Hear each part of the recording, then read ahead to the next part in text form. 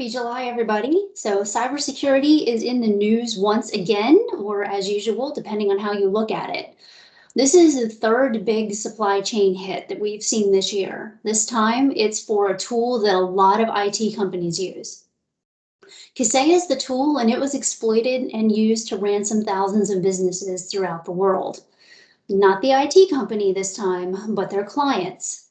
And the people that did it are asking for $70 million to unlock it. Whether or not they'll actually do it, who knows? I don't know. But the big question is, how does all of this stuff happen? I mean, how can it keep happening, right? Well, the simple explanation is that the attackers used a 0-day or unknown to Kaseya vulnerability to run an update to the IT company's on-premise server. And from there, that's how it got started. So step one, the server got the update, and that's what kicked it off. The update was malicious and actually locked out the IT company from its own server. Step two, there were vulnerabilities already in Kaseya that allowed for the hackers to bypass authentication or use any type of MFA. Now, in order for all of that to happen, the hackers would have had to have had a copy of Kaseya's server and knew how to do this. So step three, there was no security operations center or SOC, or even any type of managed detection and response, different type of SOC, which would have caught any of this. Neither Kaseya themselves, nor the MSPs or the companies using Kaseya used a SOC. Kaseya even recently acquired one and wasn't using them either, nor did they catch it on any of the systems that had this happen. So step four, Kaseya requires that the IT companies that use their software actually exclude Kaseya and anything it does to your system from the antivirus or anti-malware software designed to protect your system from exactly this type of thing. Even Windows Defender was able to catch this file as malicious, but if you use Kaseya, you have to exclude anything that Kaseya does from being checked. So now, if you're wondering why we freak out every single time a vendor says, oh, just turn the antivirus off on our particular thing because we know it kicks it off, or just for a couple of directories, this is why. And this is why we refuse to do so. It's to potentially save you from this type of thing. You literally can get ransomware because you exclude things from being checked. So you want to make sure that you never do that. All right, so moving on, step five. Once all of this has happened, the code has to execute on the end user's devices, and then it starts the ransomware. So it's on the server. From the server, it locked out the IT company. The IT company couldn't do anything about it. It then pushed through software that the antivirus wasn't going to check.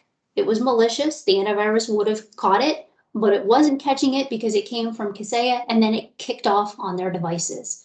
So that's how this happens. Now, Kaseya has kept their cloud servers offline since Friday and claims they were never at risk, so it shouldn't be an issue. But as of 8 a.m. this morning, they're still offline. So that kind of tells me that maybe they don't know. So first things first, we don't use Kaseya or any tool that they make or have acquired. We also don't use tools that are marketed to end users or internal IT departments. They're just not safe enough for us. We use one that is much more hardened and meant specifically for IT companies like us.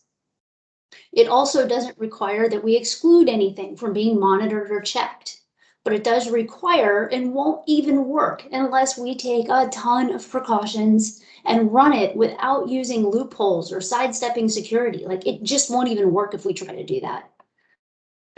Second, the folks that found this issue, that are investigating this issue, and that are fixing this whole debacle are who we use for our managed detection and response in SOC.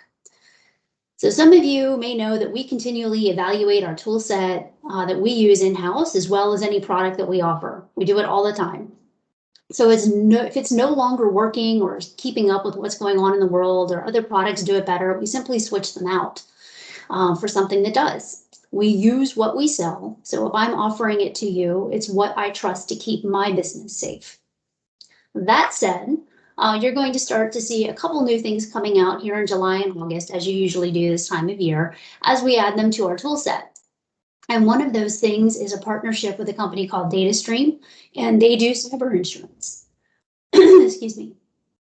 They've partnered with us due to our practice that helps you harden your IT and then in turn lowers the cost of your cyber insurance. So yay for that. The rest we're going to be announcing towards the end of August, just as things get finalized. And that's really it for now. That's the July update. Hopefully I will see a bunch of you on Friday as we start our next Office 365 update. There's been tons of additions and development into Teams and how you can do meetings, as well as how Teams integrates into SharePoint. So we'll be going through those for the last bits here of July. So the next 4 Fridays, we'll be covering all of that. And I'll see you there if I don't see you before. All right, have a great month, and I will see you next month.